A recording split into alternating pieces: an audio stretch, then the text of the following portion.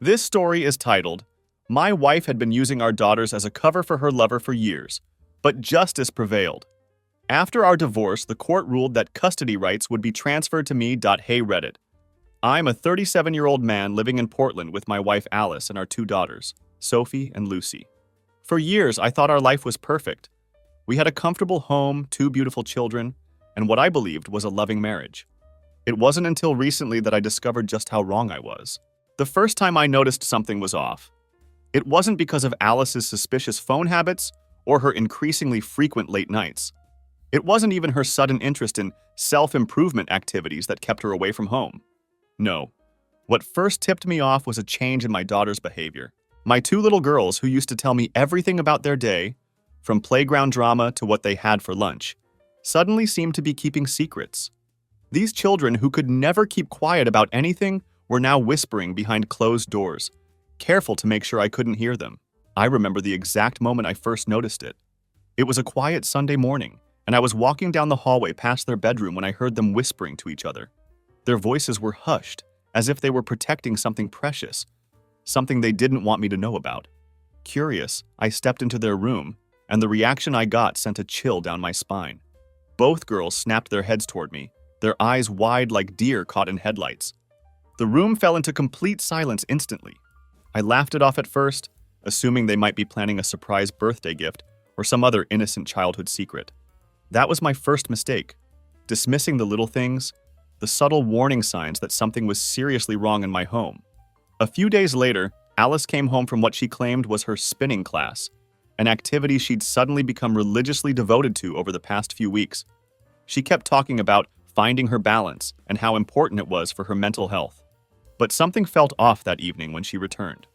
Her hair was perfectly styled, her makeup flawless, and she was wearing a new dress I hadn't seen before. Not exactly what you'd expect after an intense workout session. What made it even more suspicious was how the girls were acting.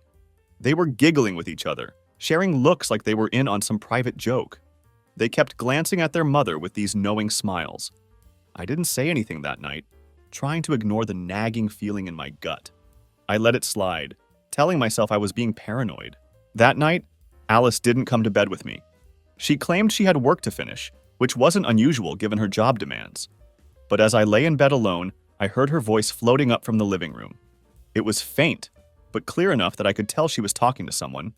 Half curious and half suspicious, I crept down the stairs, staying in the shadows of the hallway. What I saw and heard shook me to my core. Alice was on the phone, talking in a low, sweet voice that made my blood run cold. She wasn't talking to her sister, or her mother, or any of her usual friends. She was talking to a man, someone she called T. "I can't wait to see you tomorrow," she murmured into the phone, her voice tender in a way she rarely spoke to me anymore. "No, the girls are coming with me this time. They love you."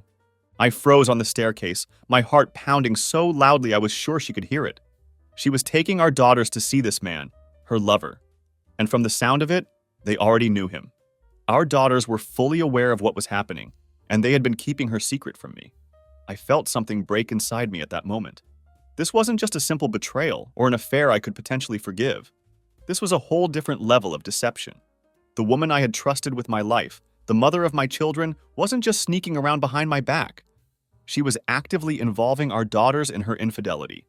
She was taking them along to meet this man like it was some normal family outing, as if this stranger had any right to know my children. I didn't confront Alice that night. I couldn't. I was frozen, trying desperately to make sense of what I had just heard. My mind was racing, unraveling everything I thought I knew about our marriage. How long had this been going on? How could she do this to them? To us? I quietly went back upstairs, lay down on our bed, and stared at the ceiling, waiting for the weight of this revelation to crush me completely. But something else rose instead. An icy, calculated calm. I realized that this wasn't just about Alice's lies anymore. This was something darker, something that involved my daughters in a way that made my blood boil. I wasn't about to sit by and let her twist our children into her web of deception. That night, I decided to play her game, but I was determined to win. The next morning felt surreal. Alice was in the kitchen, smiling like nothing had happened, pouring cereal for the girls. Sophie and Lucy sat at the table, laughing and chatting without a care in the world. Watching them felt like seeing my life through a distorted lens. The woman I married was standing right in front of me, but I didn't know her at all anymore. Even worse, I had no idea what kind of secrets she had shared with our daughters, or what they thought was normal because of her manipulation. I played along. I smiled, kissed Alice on the cheek, and went through the motions as if everything was fine. Inside, though, I was boiling with rage. Every word I spoke was measured, every movement controlled, like I was an actor playing a part in some twisted play. It was incredibly difficult not to let my anger spill out, but I couldn't afford to tip her off. Not yet. I needed more information. Alice told me she was taking the girls to some children's art class that day. I nodded as if I believed her, but I already knew what was really happening. My wife wasn't going to any art class. She was taking my daughters to see him. That part killed me the most. She was dragging them into her mess, making them complicit in her lies. They were too young to understand what was happening. They were being groomed to accept her deception as normal. After they left, I sat at the kitchen table, staring at my untouched coffee. I knew I had to find out who this man was. I needed to see him for myself, face to face.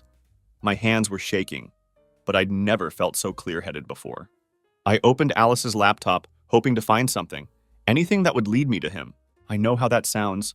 Snooping through her personal belongings like a paranoid maniac. But at this point, all trust was shattered. Privacy and respect? She'd already blown that apart the moment she involved our children in her affair. It didn't take long to find what I was looking for. Alice wasn't as careful as she thought. Buried in her email were reservations for a lunch date with tea at some fancy place about an hour outside of town. One of those pretentious vineyard restaurants that charge too much for too little food. He had even sent her a message the night before, confirming the time. Can't wait to see you and the girls. They're so sweet. I've missed them. I almost threw up reading those words. This wasn't just a fling. This guy had been around long enough to know my daughters, to feel comfortable with them. And the girls? They apparently liked him. The thought of another man sitting across from my children, smiling and acting like he was part of our family, made me sick to my core. I wasn't about to sit at home while my wife paraded my daughters in front of her lover like some twisted family reunion. I grabbed my keys, jumped in the car, and started driving. I knew where they were going to be, and I knew what I had to do. The restaurant was in one of those small, scenic towns where people go to pretend life is perfect. You know the type. Couples strolling hand in hand along quaint streets, families sharing ice cream on the sidewalk, everyone smiling as if they don't have a care in the world. And there, at the far end of the outdoor patio, I saw them. Alice was laughing, looking carefree in a way I hadn't seen in months. Her hand was resting casually on the arm of a man I had never seen before in my life. He looked about my age, maybe a little younger, clean-cut and well-dressed, the kind of guy who probably thought he could do no wrong. Sophie and Lucy sat on either side of him, chatting animatedly like they'd known him for years. He was smiling, offering them bites of dessert like he was their father. The sight of this intimate family scene, my family, with this stranger inserted in my place, made my pulse pound in my ears. I parked the car and walked up slowly, forcing myself to breathe, to keep it together. Every step felt like a lifetime, my vision tunneling on that table, on them, completely unaware that their perfect little world was about to implode. I stopped right in front of them, casting a shadow over their cozy scene. Alice's eyes widened as she looked up, the color draining from her face. She didn't even have time to speak before I asked, my voice calm but ice cold. Who the hell is he? The girls immediately went quiet, their happy chatter turning to confused silence. The man shifted uncomfortably in his seat, clearly not expecting me to show up and interrupt their little gathering. Alice opened her mouth to say something, but no words came out. I wasn't about to make this easy for her. Don't worry, girls, I said, turning to Sophie and Lucy with a forced smile. I just need to have a quick chat with Mommy and her friend here. Why don't you go play inside for a bit? They hesitated, looking between me and Alice with uncertainty in their eyes. Eventually, they slid off their chairs and disappeared inside the restaurant, still confused but obedient. Once they were out of sight, I turned back to Alice and her mystery man, the smile dropping from my face. So, I said, my voice low and barely controlled, you want to explain this, or should I? The man stood up, trying to act calm, as if this wasn't a big deal. I think we should all just sit down and talk, he suggested, his tone infuriatingly reasonable. I don't give a damn what you think, I snapped, my gaze burning into him. You're sitting at a table with my wife and my daughters. You don't get a say here. Alice finally found her voice, but it was shaky. Look, I can explain. Explain? I cut her off. You brought our kids into this, Alice. How do you even begin to explain that? She didn't answer. Her eyes flicked between me and the man, searching for an escape. But there was no way out now.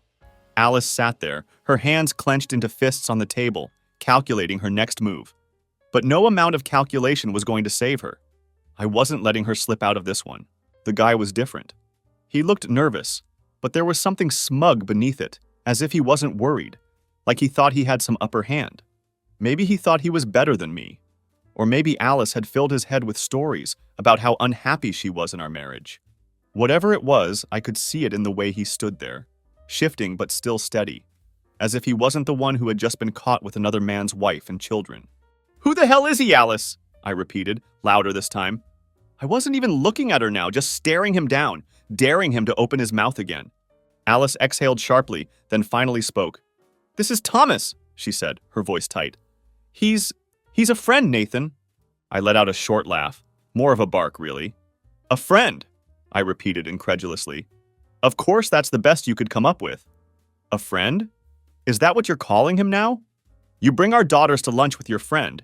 You lie to me for months, take them along, and you expect me to believe this is some casual thing? She shifted in her seat, her face hardening. This was it, the moment where truth had nowhere left to hide. But instead of apologizing or showing even an ounce of regret for what she'd done, Alice did the one thing I didn't expect. She doubled down. Nathan, stop being so dramatic, she said dismissively. The girls love him, okay? He's been good to them. They're happy. She leaned forward, her voice softening in a way that felt manipulative. I know this is a lot for you, but this isn't just about you anymore. It's not what you think. Those 4 words, it's not what you think, hit me harder than a punch to the gut. How dare she act like I was overreacting? Like I was the crazy one for not accepting this twisted situation she had created? You've been bringing them to see him? I asked, my voice quieter now, dangerously so. She didn't flinch. Yes, she admitted.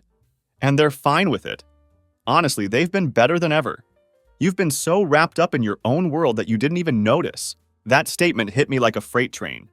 She was turning it around on me now, making it seem like this was all somehow my fault, that I'd been neglecting my daughters, and that's why they'd accepted Thomas so easily. As if I'd been so blind that I missed the fact she'd been pulling them into her affair right under my nose. I couldn't take my eyes off her. This wasn't the Alice I thought I knew. The person sitting across from me wasn't just a cheater. She was a manipulator, a liar, someone who had rewritten the story in her head to make herself the victim, or at least not the villain. I felt my blood boiling, but I didn't want to lose control in front of him. I wasn't going to give Thomas the satisfaction of seeing me unravel. You think this is okay? I asked, locking eyes with her. You think this is something you can just sweep under the rug because you think the girls are fine with it? She crossed her arms and leaned back, her posture defiant now. They're not just fine with it. They're happier, Nathan. Happier than they've been in a long time. They know we've had problems and... Oh, don't even start with that, I cut her off. Problems don't justify dragging our kids into your mess, Alice. You're really going to sit there and act like this is some kind of solution? Thomas finally decided to open his mouth again, as if he had something important to contribute. Look, man, I get that you're upset. I snapped my head toward him. Shut up, you don't get it. You're sitting here pretending you're some kind of savior. You're nothing but a coward hiding behind my wife and kids, playing house with another man's family. His face twitched, but he didn't say anything after that. He knew better. Alice was seething now, her eyes narrowing as she leaned forward. You're not making this easier, Nathan. We haven't been happy for years. You know that. I've tried to talk to you. I've tried to make it work, but you just... I just what, Alice? I demanded. Worked? Took care of our daughters? Tried to keep this family together while you were out playing around with this guy? Her silence was all the answer I needed. You could have left, I continued. You could have told me you were done. But no, you had to drag Sophie and Lucy into it. You had to take them along like they're part of this circus. You used them to cover your tracks, and now you're going to sit here and act like it's all because we had problems? The words hung in the air, heavy and tense. She didn't have an answer for that, at least not one she was ready to admit. I stood up slowly, my chair scraping loudly against the concrete patio. This isn't over, I said, looking down at her. You think this is just about us? No. You made this about them. You crossed a line, Alice, and there's no going back. I turned and walked away, leaving them both at the table, their little fantasy crumbling around them. I could hear Alice calling my name, but I didn't stop. I couldn't, because the next steps weren't about saving our marriage. They were about protecting my daughters from the mess their mother had pulled them into. I knew in that moment that the fight was only just beginning. I left the restaurant with my mind racing, the image of Alice and that man sitting with my daughters burning in my head. The reality of it was far worse than anything I could have imagined. Alice wasn't just cheating. She had built some twisted double life. Worse, she had made Sophie and Lucy a part of it. The shock was still sinking in, but rage was bubbling beneath the surface, fierce and unrelenting. When I got home, I was restless. I paced the living room, thinking about my next move. There was no way I could just let this go, not after what I'd seen. Alice had dragged the girls into this mess, and for that, she was going to pay. I wasn't sure how yet, but there was no way I was letting her walk away from this unscathed. I wanted revenge, but not the kind that would ruin me or hurt my daughters. No, I had to be smart. If I was going to come out of this on top, I had to play it right. Hours passed, and I couldn't stop replaying the scene at the restaurant in my head. Alice laughing, touching him like I didn't exist. The girls giggling with some stranger, completely unaware their world was about to fall apart. The betrayal felt like poison coursing through my veins, and I couldn't sit with it any longer. When Alice and the girls finally came home, the tension in the air was thick.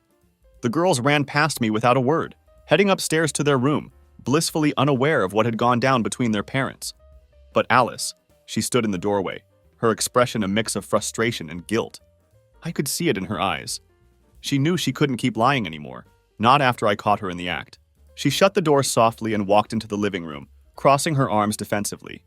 "We need to talk," she said, her voice low, like she was the one holding all the cards.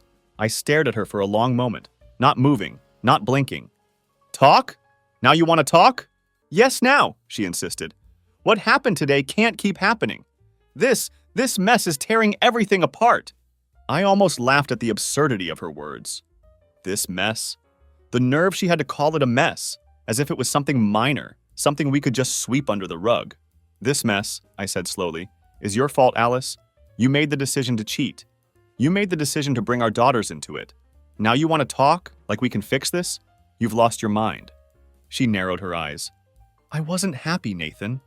For years, I wasn't happy. You knew that, and you ignored it. You worked all the time, and when you were home, you were distant.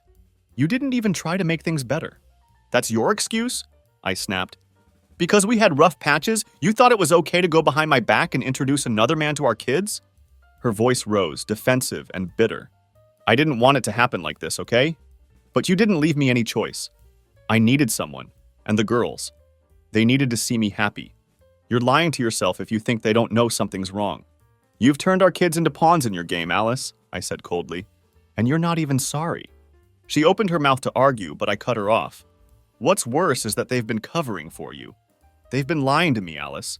They're kids, and you've made them lie to their own father." Her face twisted, but she didn't deny it. Of course she didn't. She knew the girls had been in on it, maybe not knowingly, but she'd used them all the same. I could see the conflict in her eyes. She wanted to win this argument, to justify what she'd done, but deep down, she knew she was wrong. Still, that didn't stop her from trying. "You don't understand," she said, her voice shaking now. "Thomas isn't just some fling. He's good for the girls. He's good for me. This isn't just about us anymore. They've bonded with him, and it's not fair to them to rip that away." I felt my whole body tense, fists clenching at my sides. "You think I give a damn about what's fair to him? He's nobody to them, Alice. Nobody. You've poisoned their minds, made them think this is normal.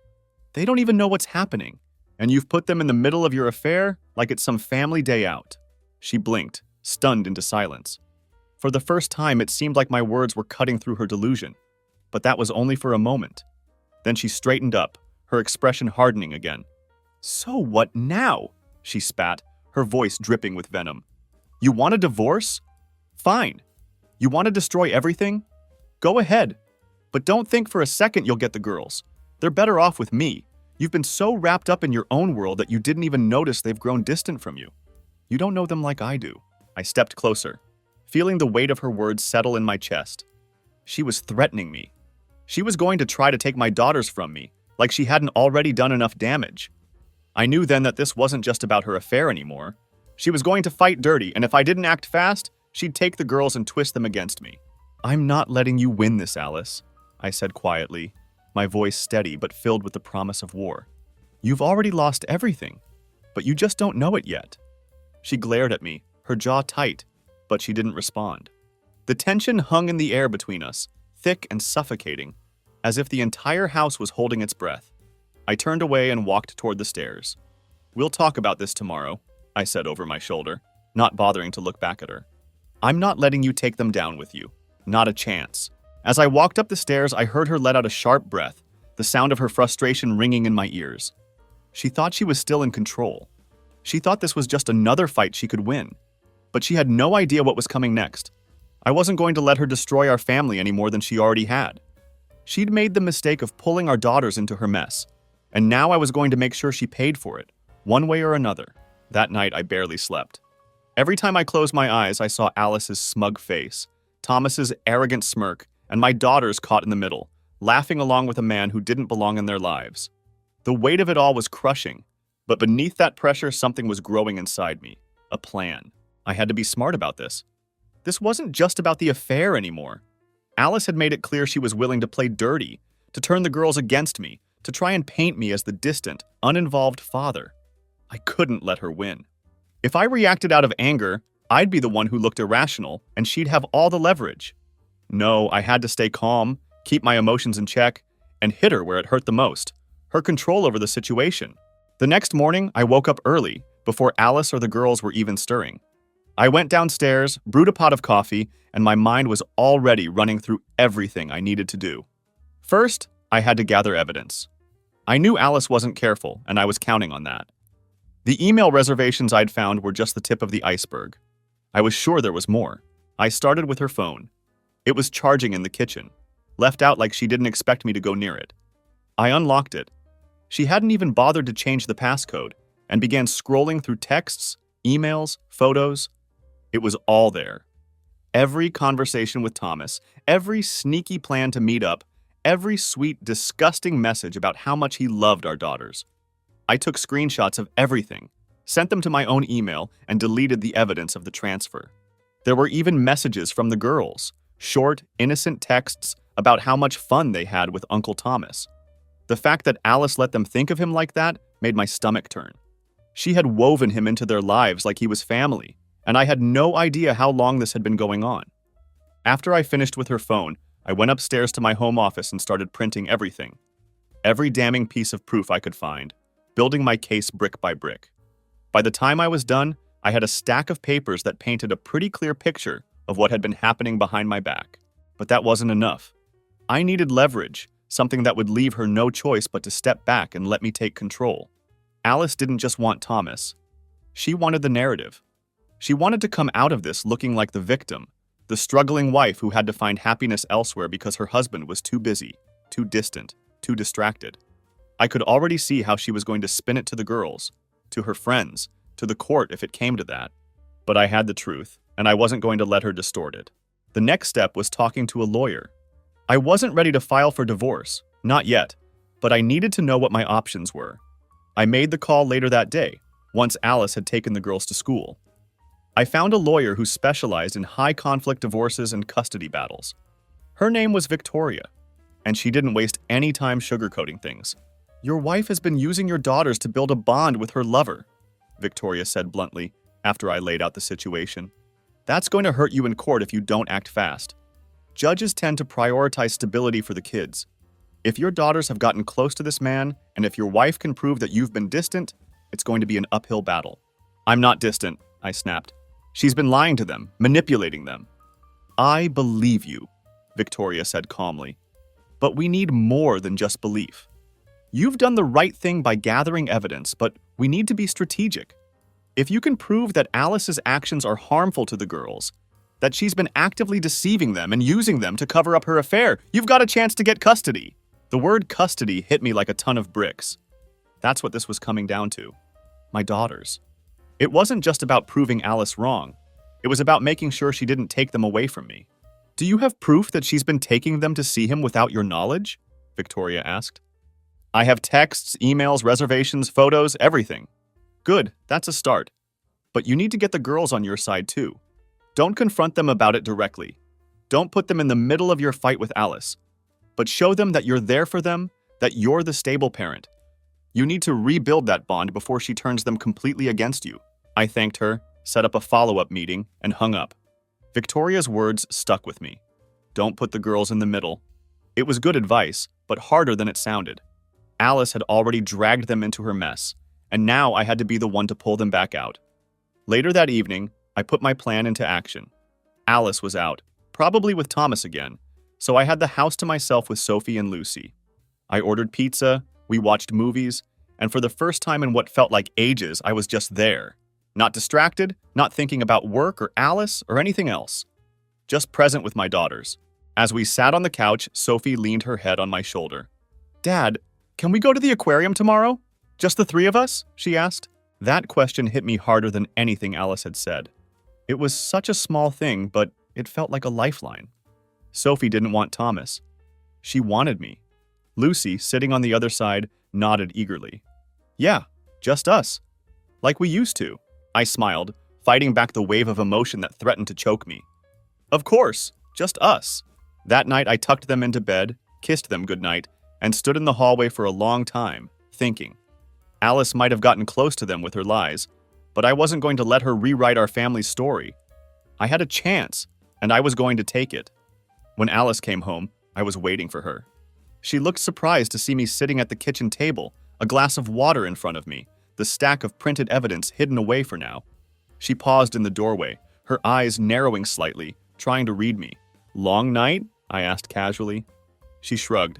Just catching up with some friends. Right. I nodded, letting the lie hang in the air between us. I didn't press her. I didn't need to. Not yet. I think we need to have a real talk, I said, my voice calm and controlled. About the girls. About where this is going.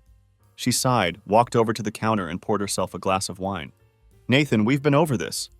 I don't want to keep having the same argument. We won't, I replied, leaning back in my chair. Because next time we talk, it'll be with lawyers. This isn't going to end the way you think it is, Alice. She turned slowly, her eyes flashing with something between fear and defiance. What are you talking about? I'm talking about the fact that I know everything, I said, my voice dropping lower. I know about you, about Thomas, and about what you've been doing with the girls. She froze, her glass of wine halfway to her lips. I'm done playing your game, Alice, I continued. You've lied. You've cheated. And you've dragged our daughters into it. You think you're in control. You're not. Not anymore. Her hand trembled slightly as she set the glass down. You wouldn't. I stood up, locking eyes with her. Try me. Her face twisted into a mask of fury, but beneath it, I could see the cracks. She wasn't as confident as she'd been at the restaurant. She knew now that I wasn't backing down. You have no idea what you're starting, Nathan, she hissed, her voice low and venomous. No, I said, stepping closer. I know exactly what I'm finishing. The next morning felt different. There was a palpable tension in the air, the kind that crackles before a storm. Alice didn't say a word to me when she woke up. She moved around the kitchen with cold efficiency, pretending I wasn't there. Her usual morning chatter with the girls was muted. Even Sophie and Lucy seemed to sense something was wrong. I wasn't going to let her silence shake me. I'd made my move, and now I was waiting for her to react. She thought she could manipulate this situation like she'd done so many times before. But this time, I was prepared. I was already 2 steps ahead of her. As I watched the girls eat breakfast, their innocent smiles lighting up the room, I felt the weight of what was coming next. I didn't want to destroy their world, but Alice had left me no choice. If I didn't fight back, she would keep pulling them deeper into her twisted web of lies. I couldn't allow that. I wouldn't. When Alice dropped the girls off at school, I sat down at the dining room table and called Victoria, my lawyer. I filled her in on what had happened the night before, the threat I'd made and the coldness that had settled between us, like a wall. Good, Victoria said, her voice sharp and focused. You need to stay strong. Don't let her intimidate you and don't lose your temper.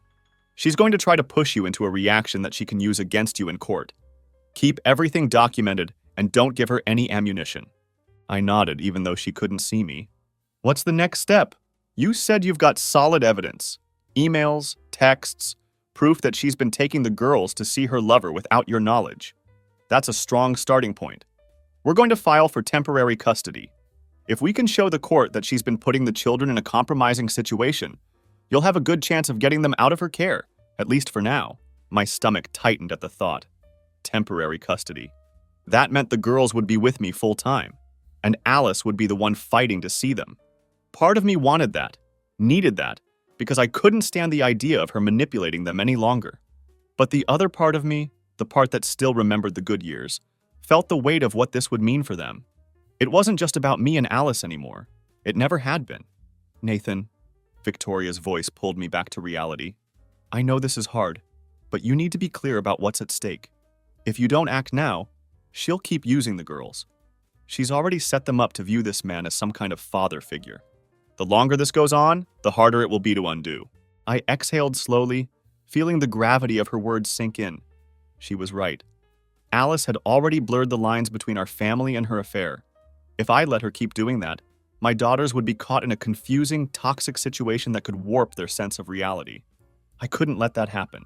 I had to be the stable parent, the one who pulled them back from the chaos Alice had created. After hanging up with Victoria, I knew the next step was going to be the hardest. Confronting Alice hadn't been enough. Now I needed to involve the girls, but I had to be careful.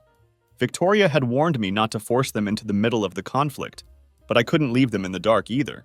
They needed to know the truth, or at least enough of it to understand why things were about to change. That evening, after Alice had gone to Prevailed, a laughable lie at this point, I sat Sophie and Lucy down in the living room. They looked at me wide-eyed, sensing something serious in my tone. Hey, I began softly, trying to ease into it. I want to talk to you girls about something important. You know I love you, right? They both nodded, their little faces full of trust, and that nearly broke me. I had to protect that trust, even if it meant shattering their world for a little while. Things with Mommy and me have been difficult lately, I continued, choosing my words carefully. And I want you to know that none of it is your fault. Sometimes grown-ups have problems that they need to work through. Sophie, who was older and more perceptive, frowned slightly. Is it because of Uncle Thomas? She asked, her voice small but direct. The question caught me off guard, even though I'd been bracing for it. The fact that she called him uncle made my skin crawl, but I forced myself to stay calm. Partly, I admitted. Mommy and I disagree about some things, including Uncle Thomas. But what's important is that both of us love you very much. Lucy, who had been quiet until now, looked up at me with worried eyes. Are you and Mommy going to get divorced? She asked, her voice wobbling slightly. I took a deep breath. I didn't want to lie to them, but I also didn't want to overwhelm them with adult problems. I don't know yet, sweetie. Right now, we're just trying to figure things out. But no matter what happens between Mommy and me, nothing will change how much we love you. Sophie's eyes softened. She nodded slowly. Lucy, still too young to fully grasp it, just hugged her sister tighter. I could see the confusion and hurt swirling in Sophie's eyes, but she didn't cry. She was too strong for that, too much like me. Does this mean we won't see Mommy as much? Sophie finally asked, her voice breaking just a little. I hesitated. I didn't want to lie to her, but I also didn't want to dump the full weight of what was coming next on her shoulders. Things might change for a while, I said carefully. But we'll figure it out, okay? No matter what happens, you're going to be with someone who loves you. Lucy's lip trembled. Are you going away, Daddy? She whispered. Her words cut through me like a knife. I shook my head, pulling her into my arms. No, sweetheart, I'm not going anywhere. I'm going to be right here with you. As I hugged Lucy, Sophie leaned in too. For a moment, we just sat there, me and my girls, huddled together in the living room. I didn't know what the future held, but I knew that I would fight for them, for their safety and peace of mind. When Alice came home that night, I could tell she felt the shift. The girls weren't as chatty with her, and I didn't say a word. She glanced at me, but I gave her nothing. No anger, no frustration, just silence. The battle lines were drawn, and I was ready for whatever came next. The next morning, I met Victoria at her office. We filed the paperwork for temporary custody. The evidence was clear, and Victoria assured me that I had a strong case, but it would still be a fight. Alice wasn't going to let this go easily. When I returned home, Alice was waiting for me. She must have sensed something was coming because she was pacing the living room, arms crossed, her face set in that defiant expression I knew so well. Where were you? She asked, her voice sharp. I set my keys down on the table and looked her dead in the eye. I was with my lawyer. Her face paled. You're what? I didn't blink. I filed for custody, Alice. Temporary custody of the girls. I have all the evidence I need. You're not going to drag them through your mess any longer. Her mouth opened in shock, but she quickly recovered, her eyes narrowing into slits. You wouldn't dare! I already did. My voice was calm, deadly calm. You've been using them, lying to them, manipulating them. It stops now. She stared at me, fury flashing across her face, but I didn't back down. This was it. The beginning of the end. You can't win this, Nathan, she spat, her voice trembling with anger. You don't know what you're getting into. I took a deep breath, standing my ground. I know exactly what I'm getting into, and I'm not going to stop until I get them out of your mess. For the first time in this whole ordeal, Alice looked scared. Real fear flickered in her eyes. She knew now this wasn't a game anymore. The battle for our daughters had just begun, and I was in it to win. Alice stood there frozen, her eyes wide with shock and fury. She had always been the one who controlled the narrative, the one who spun stories and made excuses, bending the truth to fit her version of reality. But now I'd taken that control from her. For the first time, she was on the defensive. You filed for custody? Her voice was low, venomous. You think you can just take them away from me? I didn't flinch. You took them away from me the moment you brought Thomas into their lives. The moment you made them lie for you. Dragged them into your affair. You've been destroying our family for months, and I'm done letting you get away with it. Her face twisted in anger, but I could see the fear lurking behind her eyes. She knew I had her cornered, but Alice wasn't the type to back down easily. No, she was going to fight dirty. She always did. You really think a court is going to side with you? She sneered, stepping closer. You've been a distant father, Nathan. You work all the time. You're hardly ever around. I've been the one raising them, taking care of them, keeping this family together. And now you're going to act like the hero? I clenched my fists, the anger surging through me. I wanted to yell, to throw everything she'd done in her face, but I couldn't afford to lose control. Not now. I had to stay calm, stay focused, and hit her where it hurt the most. With the truth. You haven't been raising them, Alice, I said coldly. You've been using them. You brought a stranger into their lives, someone they shouldn't even know, and you let him act like he's part of this family. You made them lie for you, and that's not just wrong, it's cruel. She flinched, just barely, but I saw it. I was getting through to her. I've got proof, I continued, my voice steady. Every text, every email, every photo. The court's going to see everything, and they're going to know that you've been putting our daughters in the middle of your affair. You've been playing house with another man while pretending nothing was wrong. That's not the behavior of a fit mother. Her lips trembled, but she quickly recovered, her eyes narrowing again. You think you're going to win because you have some texts. You think that's enough? She shook her head, her voice laced with disdain.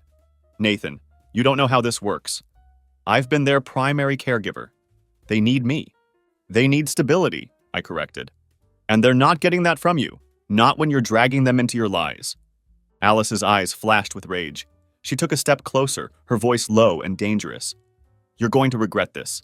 You're going to lose. And when you do, I'm going to make sure you never see them again. There it was. The real Alice. The woman who would do anything to win, who saw this as a battle of wills, not a fight for our daughter's well-being. But I wasn't afraid of her anymore. Not after everything she'd done. You're underestimating me, I said, holding her gaze. I'm not the man you can push around anymore. You've already lost. You just don't see it yet. She glared at me, her chest rising and falling with barely controlled anger. This isn't over, she hissed, then stormed out of the room, leaving me standing there, the weight of our conversation settling over me like a heavy cloud. But I wasn't shaken, not scared. I'd expected this, the threats, the anger, the attempt to twist everything around on me. But I knew the truth. And soon, so would everyone else. The next few days were a whirlwind of preparation. I worked closely with Victoria, gathering every piece of evidence I had. Alice had underestimated me, assuming I wouldn't be ready for this kind of fight. But I was ready, and I had more than just the texts and emails. I had my daughter's trust. I spent every moment I could with Sophie and Lucy, making sure they knew I was there for them, that I wasn't going anywhere. They were still confused, still trying to make sense of everything. But they were resilient. I could see it in the way they looked at me, especially Sophie. She knew something was wrong, but she also knew that I wasn't going to leave them. One evening, Sophie came into my office, her small face serious as she stood in the doorway. "Dad," she said quietly, "are you and Mommy going to stop fighting?" I sighed, setting aside the paperwork I'd been reviewing. "Come here, sweetheart," I said, patting the chair next to me. She walked over and sat down, her legs swinging slightly, her eyes full of questions. "Things are going to be different," I said gently, trying to explain it in a way she could understand. "But it's not because of you. You and Lucy are the most important thing in the world to me, and no matter what happens between me and Mommy, that's never going to change." Sophie looked down, her hands twisting in her lap. "Is it because of Uncle Thomas?" she asked. My heart dropped. I wasn't sure how much she knew or how much Alice had told her, but hearing his name from my daughter's mouth was like a punch to the gut. "Uncle Thomas? He's part of why Mommy and I aren't getting along," I said carefully. "But what you need to know is that this is between the grown-ups. You and Lucy shouldn't have to worry about that. You just need to know that I love you, and I'm going to do everything I can to make sure you're okay." She nodded slowly, but I could see the uncertainty in her eyes. She wasn't a little kid anymore. She understood more than I wanted her to. "Dad," she said after a long pause, "I don't want things to be different. I just want us to be together." Her words broke my heart. I pulled her into a hug, feeling the weight of everything we'd lost, everything that had been taken from us because of Alice's betrayal. "I know, sweetie," I whispered, my voice thick with emotion. "I know." When I tucked the girls into bed that night, I felt a renewed sense of determination. I wasn't just fighting for custody. I was fighting to keep my family intact, to protect Sophie and Lucy from the fallout of Alice's selfishness. A few days later, the papers were officially served. Alice wasn't expecting it to happen so quickly. When she saw the envelope on the kitchen counter, her face went pale. She glanced at me, her eyes filled with cold fury. "You think you're so smart," she muttered, ripping open the envelope. "You think you can just take them from me?" "I'm doing what's best for them," I said simply, watching as she skimmed the documents, her face twisting with anger as she realized what it meant. The custody hearing was set. The evidence was laid out. There was no escaping it now. "You're going to regret this," she said through clenched teeth, her voice shaking with rage. "I swear, Nathan, you're going to regret this." I met her gaze, unflinching. "No, Alice, you are..." She threw the papers down on the counter and stormed out of the room, slamming the door behind her. But this time, I wasn't rattled. The storm was here, but I was ready. The hearing was set for the following week, and I knew it wasn't going to be easy. Alice was going to fight, and she was going to fight dirty. But I had something she didn't, a clear conscience. I wasn't the one who lied, cheated, and dragged our daughters into the mess. I was ready to face her, ready to protect my girls from the chaos she created. No matter what Alice tried to throw at me, I wasn't going to back down. Not now, not ever. The battle for my daughters was just beginning. But this time, I wasn't playing by Alice's rules. The morning of the custody hearing arrived, and the tension in the house was thick, almost suffocating. Alice and I hadn't spoken much since the papers had been served. Every interaction had been clipped, cold. The girls sensed the distance between us, but I tried to keep things as normal as possible for them, even though nothing about our situation was normal anymore. I woke up early, got dressed in my best suit, and stood in front of the mirror for longer than I needed to. I wasn't nervous. No, it was something else. A mixture of exhaustion, anticipation, and the weight of knowing that this day was going to change everything. I looked at my reflection, at the man I had become through all of this. I had always thought of myself as calm, rational, but now I was someone with a fire burning inside, ready to fight for my daughters, to protect them from the chaos Alice had created. I was about to head downstairs when I heard a knock on the door. It was Sophie, standing there in her pajamas, looking up at me with those big, curious eyes. "Where are you going, Dad?" she asked. I smiled, kneeling down to her level. "I've got a meeting today, sweetheart. But I'll be back soon, okay?" She furrowed her brow, the gears turning in her head. "Is it about the thing with Mommy?" I paused, my heart heavy.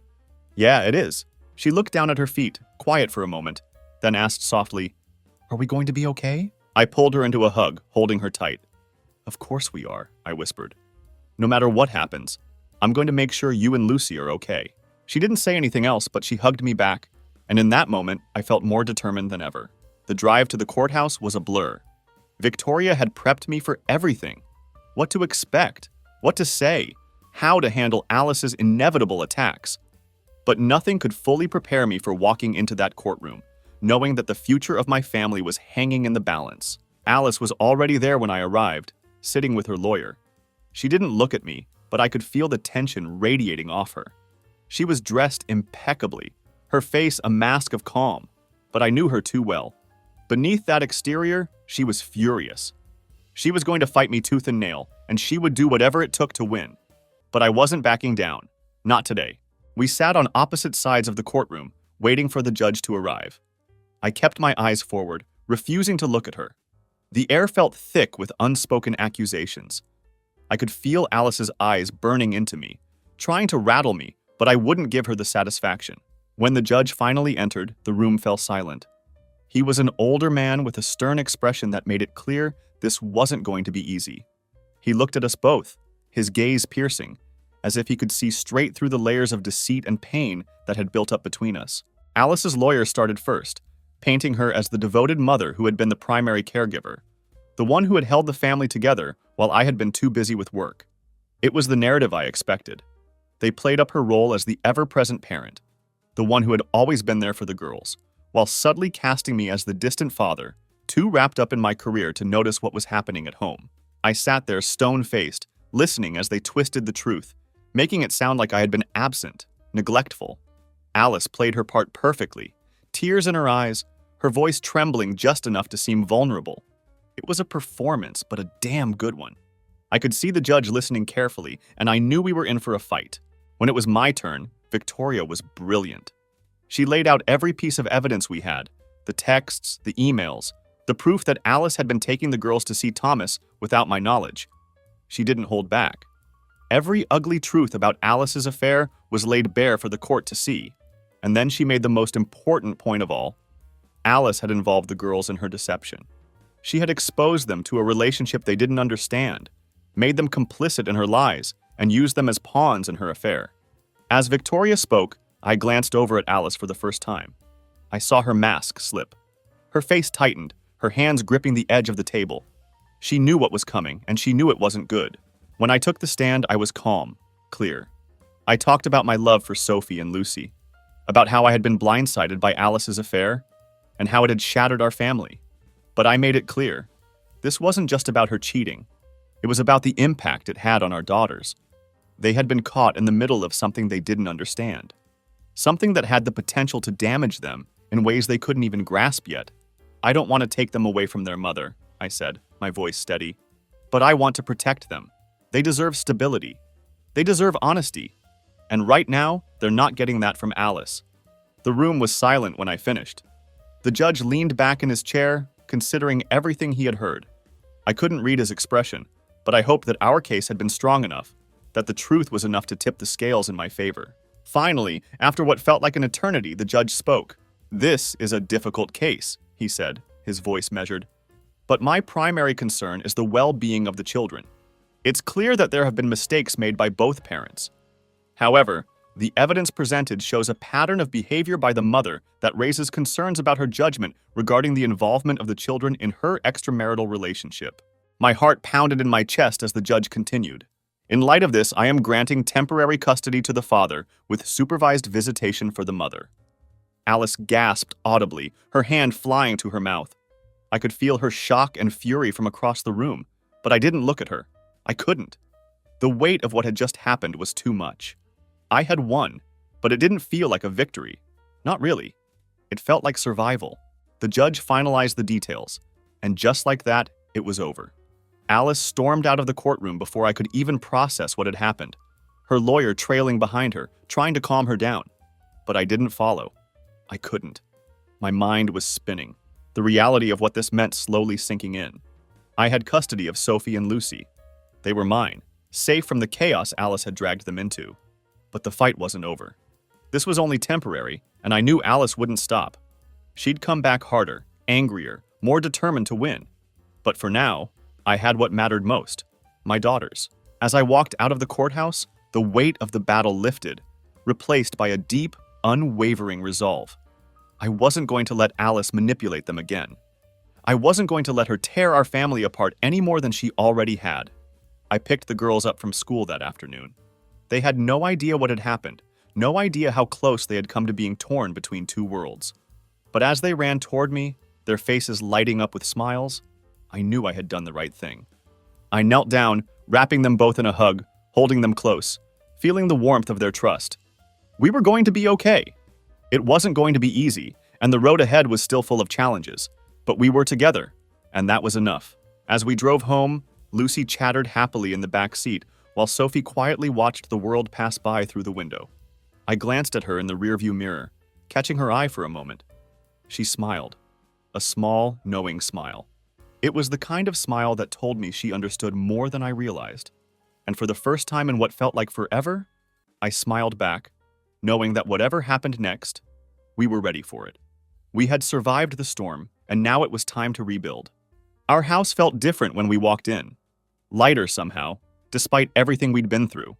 I knew Alice would be back. She would fight the custody ruling. She would try to twist the narrative again, to make herself the victim. But for now, in this moment, it was just the three of us.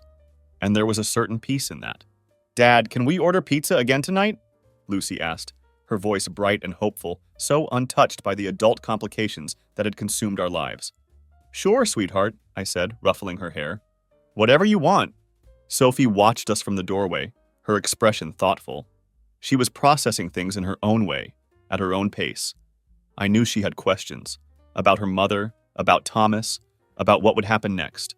But she didn't ask them, not yet. Instead, she just walked over and wrapped her arms around my waist. "Thanks, Dad," she whispered. I didn't need to ask what she was thanking me for. I just pulled her closer, dropping a kiss on the top of her head. "Always, Sophie. Always." Later that night, after the girls were asleep, I sat in the kitchen with a cup of coffee, looking through some of the paperwork Victoria had given me. There was still so much to do. Legal details to work out, arrangements to make, a new normal to establish. But for the first time since this whole nightmare began, I felt a sense of control, of direction. My phone buzzed with a text from Alice. I hesitated before reading it, bracing myself for more anger, more threats. "This isn't over, not by a long shot." I stared at the message for a long moment, then set the phone down without responding. She was right. It wasn't over. The road ahead would be difficult. Alice wouldn't give up easily. There would be more hearings, more accusations, more painful conversations. She would try to paint me as the villain in this story, to anyone who would listen. But I had the truth on my side. I had the evidence. Most importantly, I had Sophie and Lucy, and I was going to make sure they had the stability and security they deserved, no matter how hard Alice fought to disrupt it.